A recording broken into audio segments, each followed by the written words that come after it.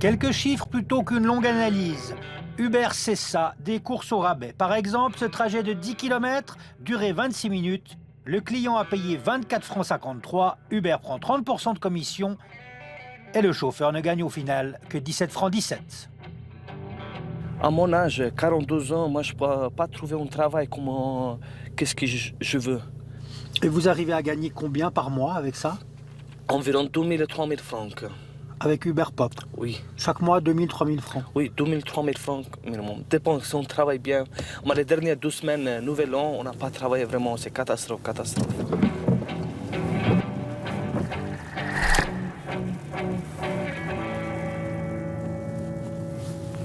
Devenir chauffeur pour Uber, c'est très simple. A priori, il suffit de quelques clics. Alors, il faut mettre en ligne une pièce d'identité, son permis de conduire, un extrait de casier judiciaire, vierge, c'est quand même beaucoup mieux. Et puis, dernière chose, une carte grise d'une voiture vieille au maximum de 6 ans. Ça, c'est fait. J'envoie, c'est parti.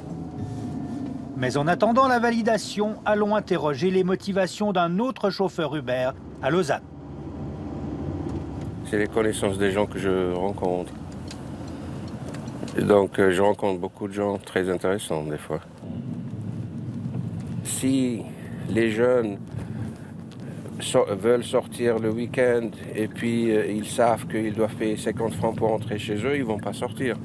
Mais s'il sait qu'il va payer 10 ou 15 francs pour rentrer chez lui, premièrement, il ne va pas ramener sa voiture, donc il ne va pas conduire ivre, il ne va pas causer d'accident. Donc ça sauve d'un côté des vies humaines, et puis de l'autre côté, ça fait rouler toute une machine économique. Le bar travaille, le cinéma travaille, le restaurant travaille, le shopping travaille. Vu sous cet angle inattendu, Uber, c'est la solution miracle. Mais allons vérifier par nous-mêmes. Ça tombe bien. Mon inscription vient d'être acceptée. Eh bien, me voilà chauffeur Uber à Lausanne. Alors, je vais essayer de prendre ma première course. Donc là, j'ai l'application, je suis hors ligne. J'appuie ici, ça se connecte. Et après, en principe, je suis prêt pour aller chercher. Ben voilà, je suis en ligne, prêt pour aller chercher mon premier client.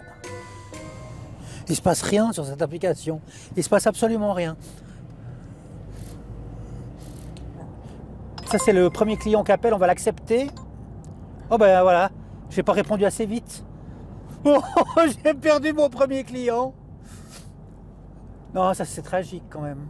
Il va falloir que je m'habitue à appuyer plus vite sur ce gros bouton. Ah ben voilà. Eh ben voilà ce qui arrive, appelé trop tard. Voilà le Uber qui m'a piqué mon... Ce jeune homme est mon concurrent. Les yeux toujours rivés sur l'écran, une nouvelle occasion se présente 40 minutes plus tard.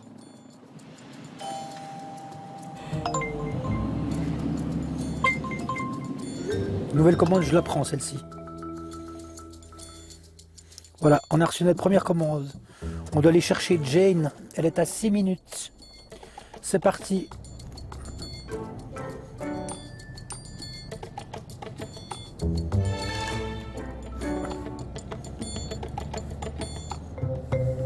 C'est super, je suis déjà en train de me gourer de route. Oh, le branquignol. C'est quand même pas gagné. Attends, c'est Jane qui doit s'énerver, je suis sûr. Elle va bientôt annuler la course. Lausanne, c'était ici à gauche. Là, Lausanne.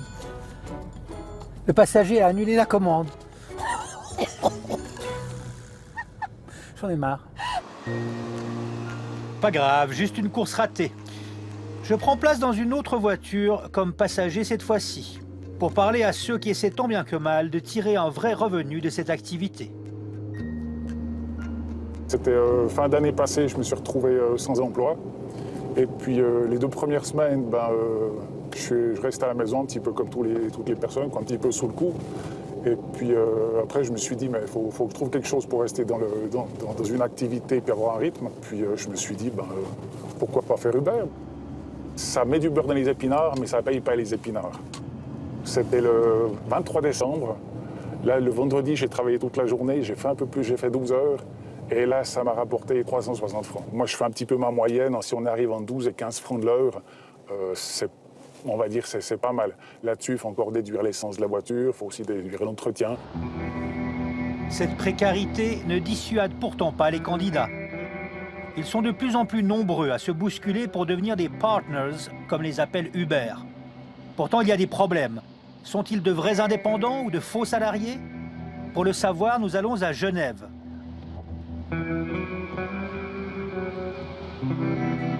Cette avocate travaille justement à définir d'un point de vue juridique la nature précise des liens entre les chauffeurs et la compagnie américaine.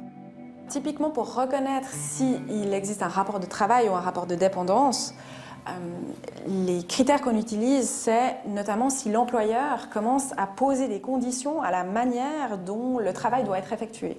Ce qui semble être le cas de Uber par rapport à ses chauffeurs. Donc, il ne peut pas utiliser n'importe quelle voiture, il doit se comporter d'une certaine manière, il doit toujours utiliser l'application. Et un point qui est très important et qui va probablement être déterminant, c'est celui du prix. Le chauffeur Uber n'a pas de liberté quant au prix de sa course. Le prix est déterminé exclusivement par Uber. En clair, cela revient à dire que Uber est bel et bien le patron et les chauffeurs ses employés. Mais en refusant de les considérer comme des salariés, la société ne paie aucune charge sociale, ce qui lui permet de proposer ses tarifs imbattables. Elle prélève par ailleurs jusqu'à 30% des revenus de ses soi-disant partenaires, qui sont obligés de rouler toujours plus pour gagner plus, comme l'explique ce chauffeur professionnel du service UberX à Genève.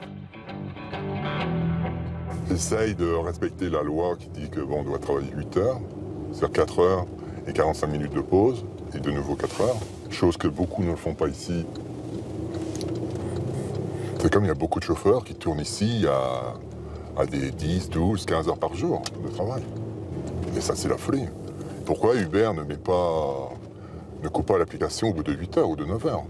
Rouler 15 heures par jour jusqu'au jour où il y a un accident, et là, ça sera la catastrophe. Mais c'est extrêmement problématique. Évidemment, comme autorité, on ne peut pas cautionner, c'est une question de sécurité publique, le fait que des chauffeurs, encore une fois Uber ou pas Uber, disposent finalement des réglementations à bien plaire. On est assez strict là-dessus et ça fait partie d'ailleurs de la nouvelle loi qui autorise davantage de sanctions, elle entrera en vigueur cette année, et davantage de contrôles en amont pour veiller à ce que la sécurité des clients, mais aussi du grand public sur les routes soit garantie. Je le prends ? Allez, on le prend. Sécurité, tarifs, travail. Face à la stratégie d'expansion hyper agressive de Uber, les autorités sont bien démunies. Elles ne parviennent pas à légiférer assez vite pour fixer les droits et les devoirs de chacun. Meilleur exemple de ce paradoxe, à Lausanne, le service Uber Pop est officiellement illégal, mais toléré. Quand ils se font attraper, les chauffeurs écopent de 500 francs d'amende. Pourtant, c'est Uber qui règle la note. Hello, how are you? You are she? Okay, I will help you. Je te mets là, okay? You go in front. Where do you go? Zurich You want to go to Zurich? and the airport and then fly to China. But now you go to the train, Yeah, now the gas. to the train station. Ah, okay, not to Zurich. You're from which country? China. China. And you study here? Rien de plus facile, finalement, que de devenir un chauffeur Uber. Le travail n'est vraiment pas très compliqué. On rencontre en effet plein de gens. Et surtout, on gagne 3 fois rien. Take care. Have a good flight. Safe flight home. And good New Year. See you. Il est 16h, ça fait 1h40 qu'on est en ligne, donc depuis 2h20. On a fait 2 courses pour un montant total net de 20 francs et 77 centimes. La dernière course m'a rapporté 12 francs 73. C'est une bonne course depuis l'école hôtelière de Lausanne jusqu'à la gare. Voilà.